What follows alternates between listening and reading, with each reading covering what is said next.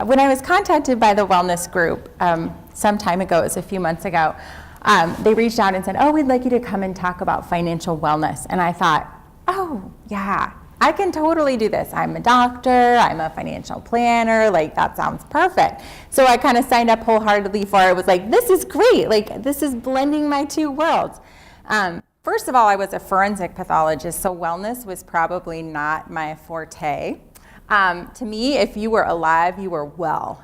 So I had very, very low standards for wellness. But I also, the more I started thinking about this topic, I started thinking, what the heck is financial wellness?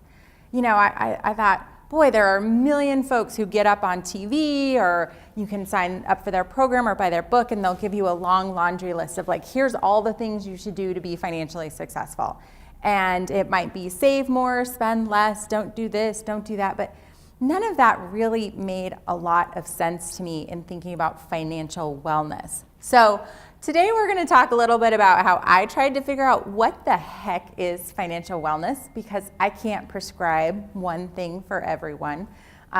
Telling you all the things you should do to be financially successful would be pretty abysmal for a group of people as diverse as we all are.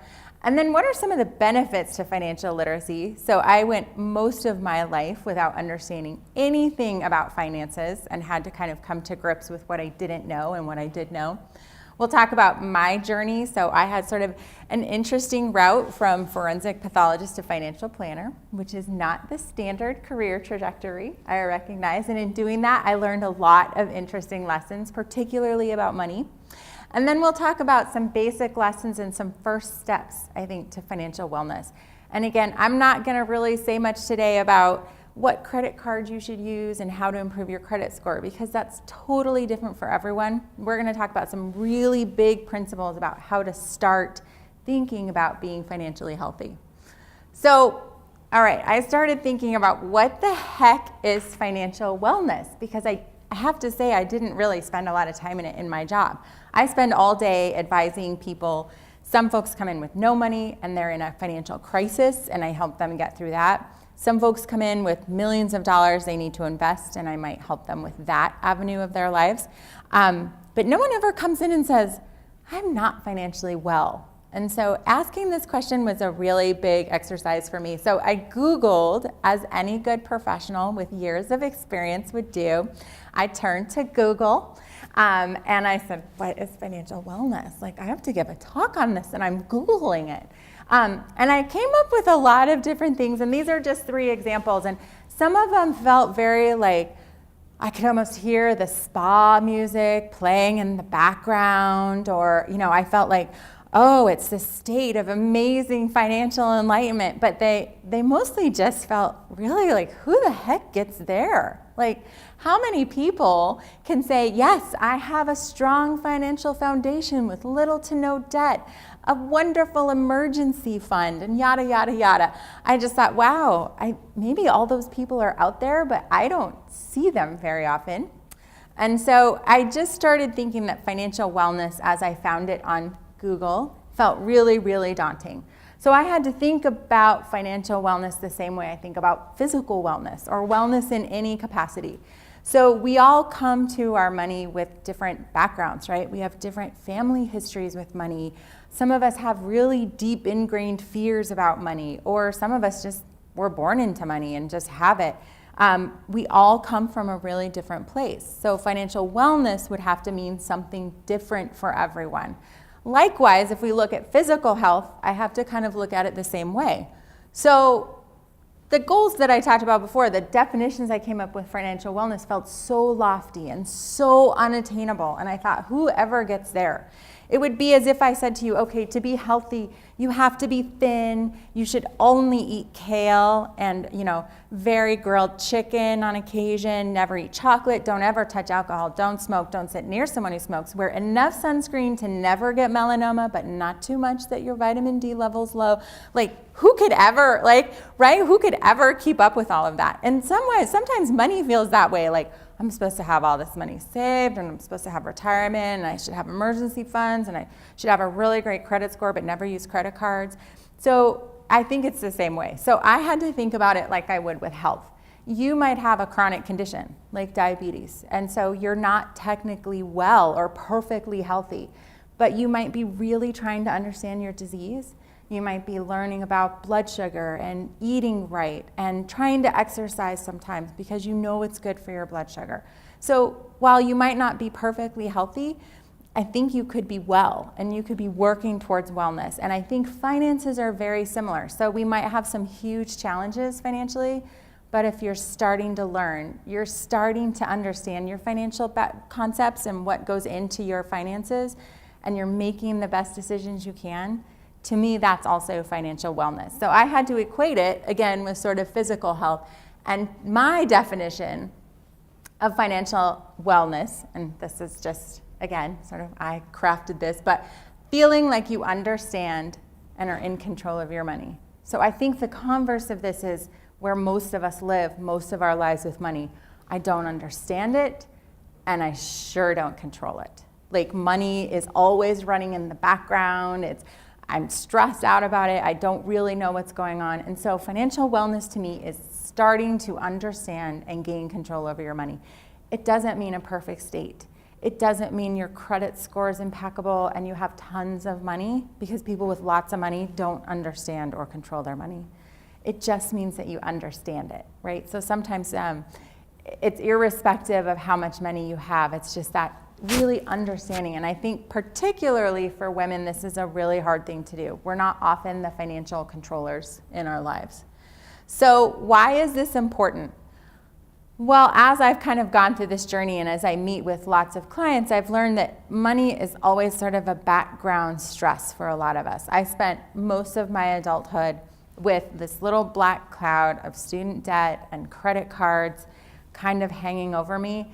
And I didn't deal with it, but it was stressing me out. Or when I put things on a credit card I couldn't afford and knew that it wasn't the right thing to be doing, right? Knew that it wasn't the best thing, but I was gonna do it, and I might be excited about what I was doing, but I knew I was gonna feel the crunch later.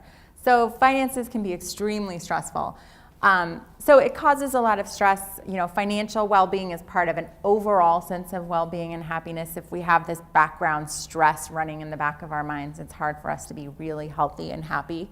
I think it's important, again, primarily for women, but for all people, to be able to pass this on to their families. So I'm excited about teaching my kids about their finances.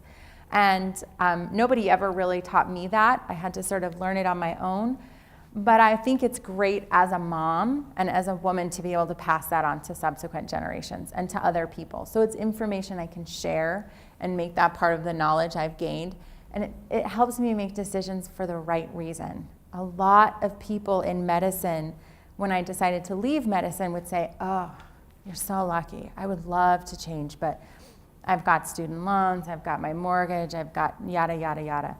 So a lot of us can't make very big choices. It might be staying in a relationship, it might be starting a relationship, it might be all kinds of things, but really money is a big primary driver of a lot of our decisions.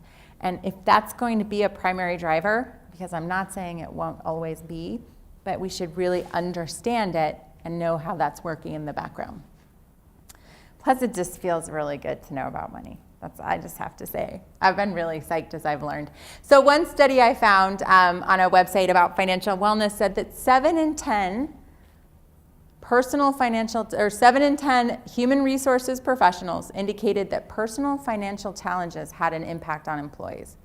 And I was a residency director for many years in the Department of Pathology, and I dealt with all kinds of things about people didn't want to take call, or people were upset about this or that. But I can tell you for sure, one of the things that stressed our residents out the most was money. They were worried about money. And I didn't have any resources to help them or impart any wisdom at that point. So I think this really speaks true that all of us who deal in human resources or managing people or with our coworkers see that this is a big stress on the people around us. So we probably ought to recognize the role it plays in our lives too. So when it comes to finances, ignorance is not bliss, even though it feels like you're putting off something for a while. So many people struggling with money, I think they're just afraid to look at it. You don't even know where to start. Money to me was another language. So we're gonna talk today about how to get over that. I'll tell you a little bit about my story because the first question everyone asks is, why are you not a doctor anymore? How did you become a financial planner? And I'll start in the very beginning because I also think if I'm up here imparting wisdom or some story about money, you should know what my background with money is, because it would be really easy for me to just spout out a lot of advice. But I grew up in pretty middle-class backgrounds. My parents both became professionals later, but we definitely were just sort of very middle-class and average. My parents were divorced when I was young, and I have very vivid memories of my mom being really thrown into poverty upon that, as many women are with divorce. So I remember opening the pantry and thinking, I hope mom gets paid soon because we don't have any food. And while we were certainly fine and able to make it, paychecks were linked to food for me growing up at times. And my father had a different situation, but I became very aware of the fleeting nature of money and how profoundly it can come and go. So a lot of us, our history shapes how we feel about money. And I encourage all of my clients to think about their biggest fears around money and their biggest hopes around money, because unless you kind of understand that, you might not know some of the drivers of your financial decisions. So later I found myself in residency as a pathology resident, deeply burdened by student loans and credit card debt. And I was also a single mom. So I had a crazy existence where I would drop my daughter off at daycare at 7:30, pick her up at 5:30, take her home, put her to bed. A babysitter came at 8 p.m. and I'd go back to work until midnight. So I did that for many, many years off and on. So I spent for much of my life more in childcare than I made in my salary, which was a really scary place to be. Obviously, that was a bit daunting. And I knew I was making an investment at the time, and I had help from family and friends, so I was very lucky in that manner. But I couldn't even think about my money. I was trying to survive. I was trying to figure out, when am I going to sleep? When am I going to see my daughter? How am I going to take care of these patients? When am I going to get this report done? Money was not even on my radar. So again, I was accruing more student loans and debt was growing. I was throwing things on credit card, making bad decisions, and all the while I just thought, if someone had told me you really need to learn more about mutual funds, I would have laughed at them. I was at a place where I was trying to survive, let alone reach this financial enlightened state or financial wellness. So sometimes we're just not at a point in our life that we can do that.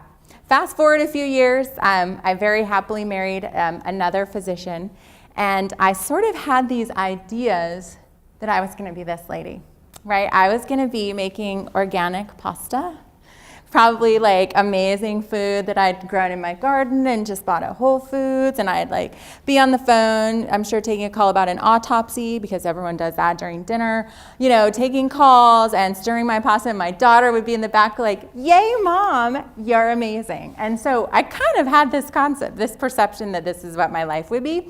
And instead I ended up looking a little bit more like this lady, and I found myself completely frazzled, a total mess, trying to juggle 2 kids and working 40 to 80 hours a week with a husband who works the same amount. And again, money wasn't even on my radar. So we were making money, but I had no idea where it was going, no idea how much came in. So my husband ran all of our finances. And he had these big elaborate spreadsheets that I thought meant everything was fine because they were in spreadsheets. And so when I decided that I didn't want to live like this anymore, and I also wasn't going to be the lady making pasta on the phone. That's just never going to be me, that calm and composed. But I realized we had some major decisions to make. So I was going to quit my job. I had been a practicing physician for 5 years, and I was going to do the unheard of and just quit. And boy, did that rattle our finances. So we had built this life based on a dual income, and I was suddenly saying, oh, I'm just going to quit. And there were many reasons why. I was frankly just burnt out in forensics and saw enough homicides and gunshot wounds to last a lifetime, which was difficult, but it made me really put my life in perspective. And I had a chance to say, wow, the doctor I decided to be when I was 14 years old may not have been my best decision, and I got to rethink it. But we had to make major, major financial changes. So we sold our house, we moved, we did all of these things to prepare, and I had to understand our money. So the first thing I did was tell my husband, okay, I'm going to take over all the financial stuff, which he was like, what? Totally freaked out. But I did, and it really, really helped. And I realized how much I wasn't paying attention to, that I had no idea what my cable bill was. I didn't know what our income was. I had no idea what my retirement plan was. So when I went to leave UNM and I had to do my exit counseling, I had no idea what retirement plan I'd signed up for. I'd been in it for 5 years. The disability insurance I thought I had automatically, I did not, which luckily I didn't need it. But it turned out I had been just plodding along this path with my eyes closed, dealing with the rest of my life and letting money completely escape me. So I've had this really amazing opportunity to learn all about money. And in doing that, and again, it became my new career, so I had sort of a reason to learn all about it. And I recognize it's much more difficult to learn about it in just day-to-day life when it's not your new job. But I realized I was part of what I call the highly functional financially illiterate. And I think about it the way I do that I have an MD, I've taken a gazillion exams, I'm fairly well educated, and yet I knew nothing about money. And it's a lot like when I go to the mechanic. So I would go to the car mechanic, and again, I feel like I'm a smart, like empowered woman, but I hear windshield wiper. You know, or if I'm at Jiffy Lube, like I have no idea what they're talking about. And so I say, sure, I feel like I do need that new air filter. Like I'm pretty sure whatever he's saying, I need it, I'll buy it, because I don't know. I mean, I'm hearing womp, womp, womp, womp, womp. So that's how I felt about money. And my husband and I made some really funny financial decisions and did some stuff that in retrospect, I was like, what were we thinking? But we were sitting with professionals hearing estate plan and thought, okay, this sounds like it must be really important and grown up. So I think that we always have to remember, and I deal with physician clients, which are unique people, and I say that as one, but they tend to feel like they know a lot about a lot of things. But really, it doesn't matter what you know about your job or your hobbies or anything. If you don't know about money, you don't know about money. And it's okay to say, I've got a lot of learning I need to do. And it's okay to set your pride aside and say, A, I don't know anything about this, and B, it's okay to not know anything about it. That it's okay. I can't be embarrassed about it or frustrated by it. I haven't ever gone to school for this. No one taught me along the way. And I've just got to learn. And that's hard to do because it's hard to sit in professionals' offices and say, I don't actually know what you're talking about. But we know about that from patient advocacy. We know patients need to ask their doctors questions. We know doctors have to talk to patients to help them understand. And the same is true with finances. You have to be able to go in and say, I'm going to ask a really stupid question. I don't know what the difference between a checking and savings account is, which I've had clients ask, and I'm like, thank goodness you asked me that, because a lot of people have them and they don't really know the difference and how they should be used. So ask questions. Nobody will judge you, and if they do, leave. Then that person doesn't need to be involved in your financial life. If someone's judging you for not understanding, they're probably not the right person to be dealing with financially. And then if you feel a sense of urgency or fear, you're probably being sold something. So I have a lot of clients who call and say, oh my gosh, I just met with this insurance professional or so-and-so, and they said we need to do this now and get all this stuff and da-da-da-da-da-da. And I tell people, if you feel scared or urgent, pull back a little bit. You might be being sold something. So sometimes you just have to take a step back and say, maybe I should do a little reading. Maybe I should ask around a little bit and give yourself a little space to ask some questions. So welcome to the world of highly functional financially illiterate, where most of us live, and it's okay to be, and this is where I found I was. So I really had to take a big step of not being afraid at the bank to ask really silly questions. We were at the bank, my husband and I, getting some documents signed about a trust that we had somehow ended up in. And I remember the banker asking me questions, and I just was like, I don't know what you're talking about, but neither of us asked any questions because my husband and I were embarrassed to tell the banker, like, we don't know what irrevocable means, but we're in we're talking about revocable trust, and we don't know what that means. So it's okay to ask. In fact, ask away. So every journey begins with the first step. So these are my first steps to financial wellness. This is where the self-help part comes of okay, here's your checklist of things to do. But they're really basic. And again, I can't say okay, you need to buy blah, blah, blah insurance and close all these credit cards. These are just some things that I think personally you kind of have to take a few steps to do. And the first is take inventory. Most of my clients show up and I give them a questionnaire. and I say, okay, I need you to list all of your bank accounts, your retirement accounts, your insurance policies. I want your mortgage information. I want to know your interest rate when the term expires. And the hardest part of financial planning for most people is that step.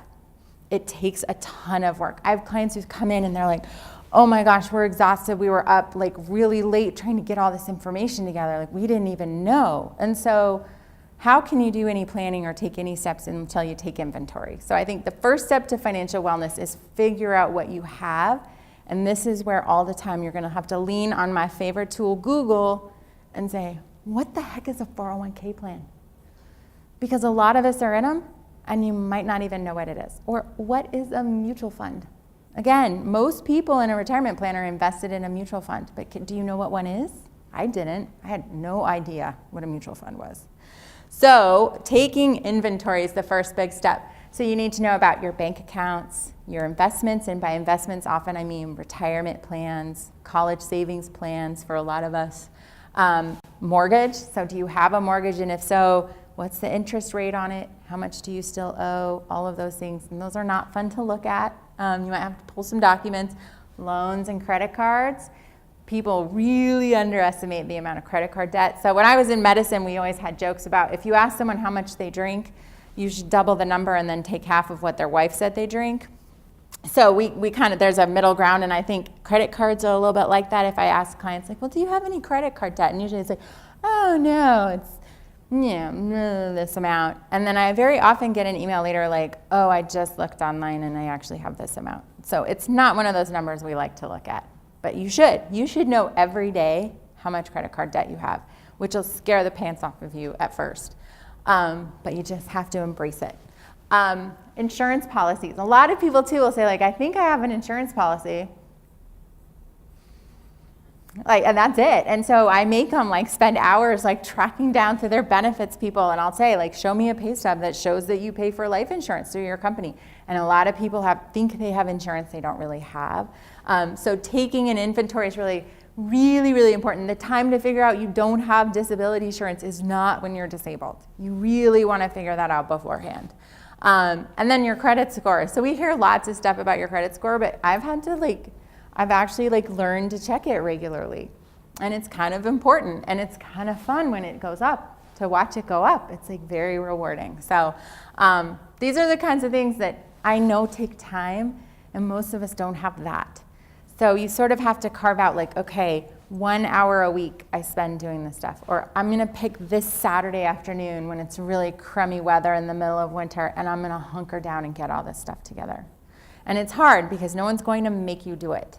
But this is your first step. So bank accounts, we're going to kind of fly past a couple things here, but understand if you're not online, look at how you get online on your bank. Figure out bill pay and things to make your life easier. Sometimes a little work up front can save you tons of time later on. Are there ways to consolidate? I had clients come in the other day with 20 different bank accounts, and they had funds just scattered all over, and they had different accounts for different reasons, and then they got married and they never blended them, and they were spending a lot of time managing all these accounts, and we had to just sit down and say, let's figure out the 2 that you need, and let's get down to that. So sometimes a little inventory can mean some serious consolidation. I do have to put my one big plug as an emergency fund. I always think that more of us would have lots of cash if someone were selling cash, but nobody's selling cash, so none of us get like big pitches like, have more cash, because we're always told all these other things we should do with our money, that it should be working for us, it should be invested, it should be in insurance, it should da-da-da-da. Really, we all just need more cash. So learning your bank accounts is one of the most important things you can do because cash is so incredibly important. We're going to skip these things here, but investments. Sometimes people will say to me, I don't have any investments, I just have a retirement plan. But their retirement plan is invested. Hopefully, it might be in cash. But we want to look at that retirement plan. And again, if you have a retirement plan, you should probably know what kind. And there's a lot of things out there. There's 403Bs, 401Ks, 457s, 501c3s, are your organizations. You might have a 529 college savings plan. There's all these different kinds of plans. And you kind of have to say, okay, this week I'm going to get to know my retirement plan. And again, I found myself as a faculty member leaving UNM saying, like, who knew that I had a retirement plan and that at some point I chose that one? I had no idea. So it's really important to look at it. And the best part is that your employer provides you with help on that. They give you information about it, and they provide you with people. Whoever provides your retirement benefits, that organization has people that you can call for help. And I would really encourage any of you to use those professionals. They've been vetted by the organization, so ask your HR people, who can I call about our retirement plan? And spend time with those people, with those folks, and say, I don't know anything about this. I need you to spend half an hour and just teach me about my plan. And if they're worth their weight, they'll do it. That's part of their job, is to educate and to create informed consumers of their product. So really use the professionals that are provided through your employer, because they're wonderful and that's what they're there for. So how much do you contribute? Are you maxing out what you can put in? Are you getting a match? What is your match? Those are all things you should really know. And then look at how it's invested as well. Insurance, debt and liabilities. So again, all of these things are things that you need to know. Student loans, I think, just surpassed mortgage. Well, we just saw that student loans are growing and growing and growing, and they're astronomically increasing, as we know, in our country right now. Part of that is I can't tell you how many new professionals I deal with who come in and say, I have student loans. And they're embarrassed to say it, but they don't usually know how much. So they'll literally say, like, I know I have them and they're a lot, but I don't know. And I think that state of unknowing is a huge, they know it's not okay. So they're avoiding it, but that's causing a lot of stress. So just getting to know your debts is really, really huge. And there's really no way to know how much you can spend or create a budget or any of those things if you don't know what you owe. And I've also heard a lot of people, one of the little bits people say to me sometimes is, well, I use credit cards because I need to build my credit score. But building a good credit score is very complex, and you have to do it really wisely. And the other thing people will say is, well, there's a reward every time I use my credit card. So I think it's super smart to use my credit cards because I get airline miles, or I get Costco points, or Amazon, or whatever. And so I always tell them, like, well, you know, if cigarettes had a reward, like if you got Delta miles every time you smoked, no one would be saying, like, you should go smoke more, right? Because the airline miles are amazing. No, we know that they're not good for you. So be careful about rewards, because if we were really making out on rewards, if the consumer was really getting something big, the credit cards would stop it. So it's still they're winning in the end. So be very, very cautious with credit. And the only way to be careful is to know exactly what you have. So know what your interest rate. If you use a credit card, you should be able to tell yourself, I'm going to have to pay 17.4% on this if I carry this balance. Like that should freak you out. So we should know what it is, because again, that's often another big surprise. How do you do this, taking inventory business? There's a couple different ways. I literally Googled personal financial inventory, and Vanguard has an awesome one. So you can look it up on Vanguard. You can Google your own and look through a myriad of different templates for it. But really what I tell people is use what works for you. So I love spreadsheets. I love spreadsheets and label makers. I say in our house, there's no problem a label maker or a spreadsheet can't fix. So I like to do all of my stuff on spreadsheets. If you don't like that, you can use a legal pad and just write it out on a piece of paper. That's totally fine too. Whatever works for you. Don't try and squeeze yourself into some financial place that doesn't feel good or feel comfortable. Use what feels comfortable. So again, if you really love Word documents or spreadsheets or Google Docs or whatever it is that works for you. But I really like the template at Vanguard. I think many financial organizations have a kind of template like that to follow. And it'll just make you think like, okay, now I have to figure out my insurance. Don't sit down and say, I'm going to fill this out this hour over my lunch break. It's going to take a while because you'll hit one thing and then say, I have to call this insurance company. I have to learn how to get online. It's a process. So give yourself lots of time and work through it. But really this, I think, is the first step to knowing what you don't know. All right, so like when I have clients come in, this is what I have them provide to me. And this is the kinds of questions that really throw them. A lot of them say, and some of my clients come in with a blank and they're like, I have no idea. I don't even know what you're asking here. So I think having some sort of template, again, whatever form you like to use is super helpful. And if you ever do seek guidance, you can just provide that to those people. All right, learn, learn, learn. This is tough because there are a million people out there hoping to sell a product or something to give you financial information. And it is a little bit like, what if we sold books that just said, like, be healthy? It's for everyone. We'll just make you healthy no matter what's wrong with you. To me, that always feels like you could never do that. Medicine's really personal, but so's money. And so I think learning is really important, but you have to be careful about your sources. So you have to, again, find something you trust. If it's alls and nevers, beware. And again, I think, to me, a really good financial advice book would have the guy's cell phone number at the back, like, hey, if this isn't working for you, you should call me on my cell phone. But they don't, right? They sort of give you this amazing advice, and then you're kind of on your own. So look at lots of different sources. So there are a million books and websites. These are just some of my favorites. I really like looking at people who compile lists of the best. So Business Insider has a great list of books for young people who are trying to learn about money. I really like the GoGirlFinance.com site that lists different financial books geared towards women. Dave Ramsey is hugely popular, and I've read his books and I agree with some things and not with others, but if it helps you and gets you on track, then wonderful. I've had lots and lots of friends and clients who like it. I love a website called NerdWallet, just because it says nerd, I think, but, and then I use Investopedia all the time. So I'm probably once a week faced with a finance question I don't know, and I turn to some of these same resources. What I would tell you is be careful of getting information about something that someone's selling. So years ago, I started looking at annuities, and I wanted to learn more about annuities, but all the websites when I Googled annuities were websites from groups selling annuities.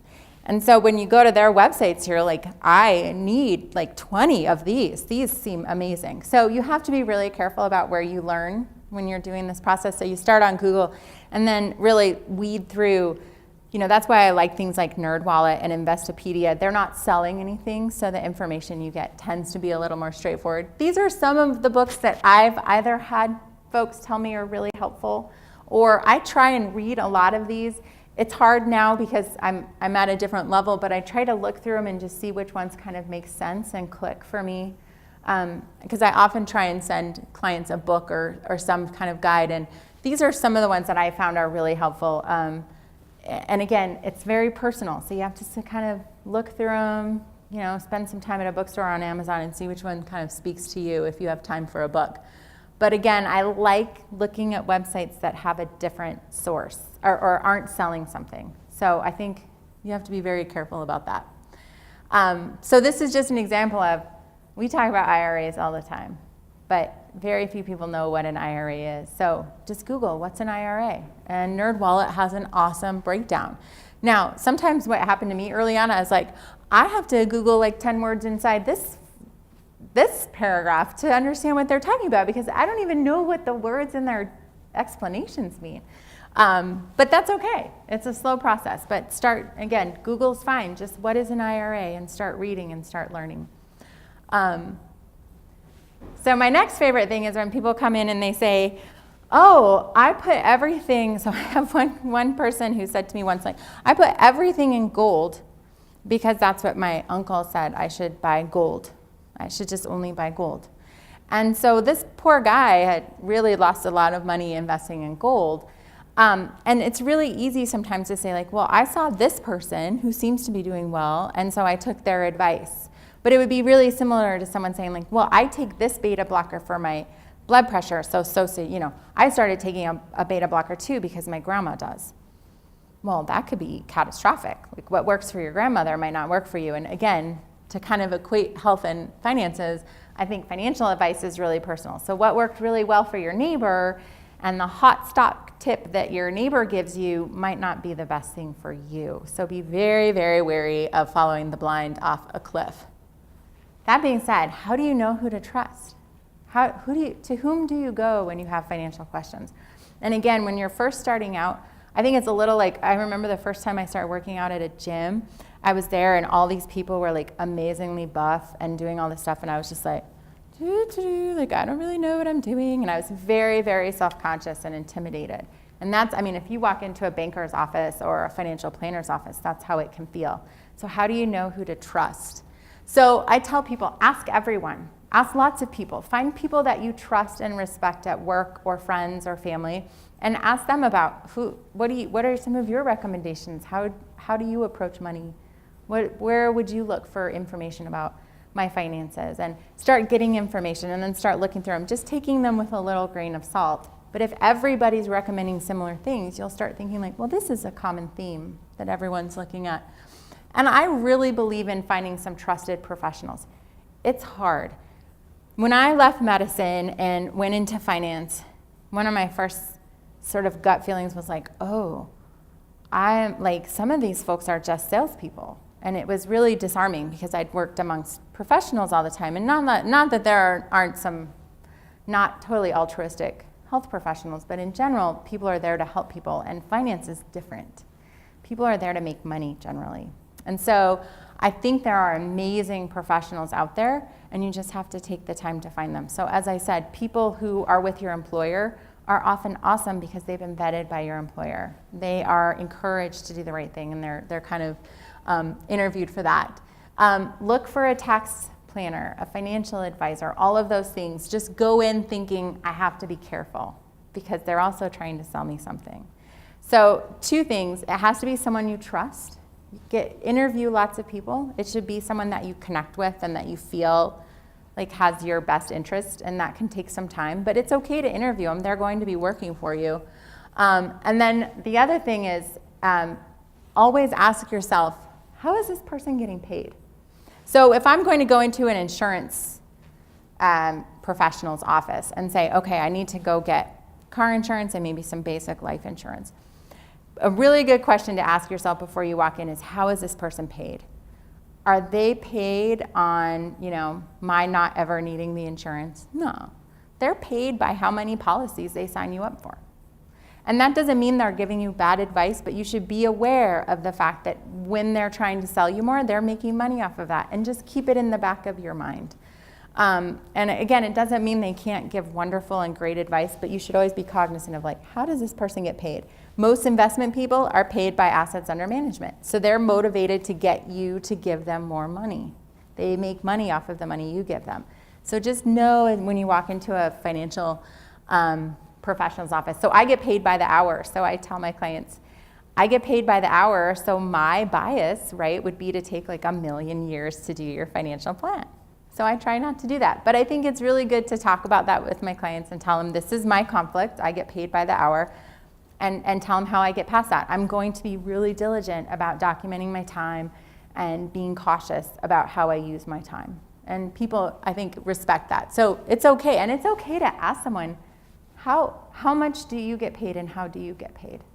I find a lot of people come to me and they can't tell me how their advisors are paid or how much. And I think it's important for you to know that. They're working for you. You should know that. And then information is power. So I love this example. So what is all this reading and learning going to do if then I tell you just go talk to professionals?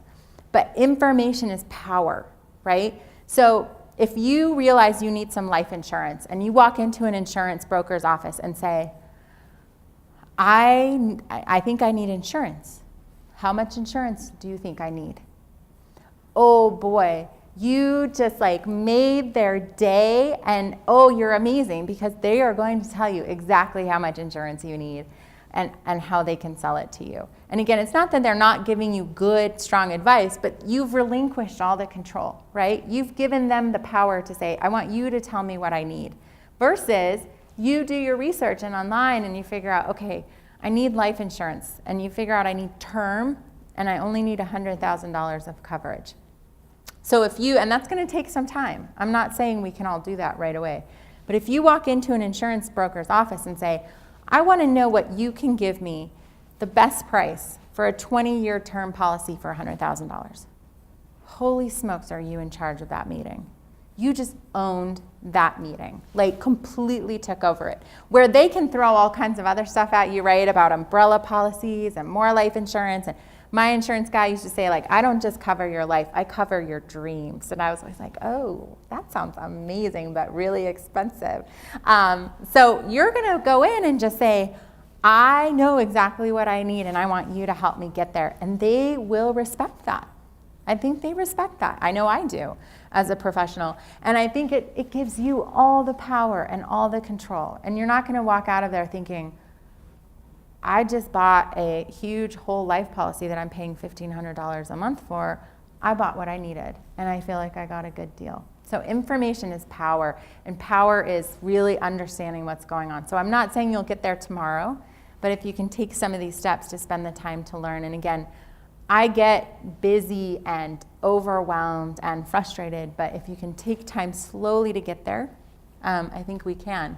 So I always say that finances and budgeting are a little bit like dieting, that, you know, if we try to say, like, I'm only eating kale for 20 days, oh my gosh, I would lose it and go eat a cake this afternoon. Like, I can't, there was no way.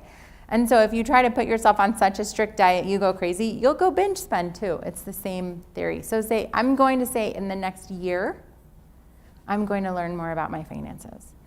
Don't make it this today, this week, this month. Like, give yourself some time. This is new to a lot of us, and a lot of us are really busy and have a lot of other competing things for our time. So give yourself some time. And again, it's all about knowledge and control. So I think financial wellness is feeling like you understand and are in control of your money. And when you can get there, you know what you have, you know what you need, and you make those decisions armed with the control and the power and information. So I think that, to me, is what true financial wellness is about. And these are just some beginning steps, but I think if anyone can learn about money, if I could, I think most of us can too. It just takes some baby steps. So that's all.